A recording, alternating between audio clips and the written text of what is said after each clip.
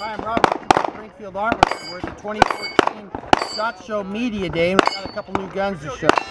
This is an XDS-9mm 4.0. What that means is it has a 4-inch barrel. The previous version of the XDS came with a 3.3-inch barrel, so we've basically taken the exact same gun, lengthened the barrel, lengthened the slide to give it a little more sight radius, a little more forward weight. For people who are looking for a nice, small, thin grip, but don't necessarily need just for concealed carry the short barrel length.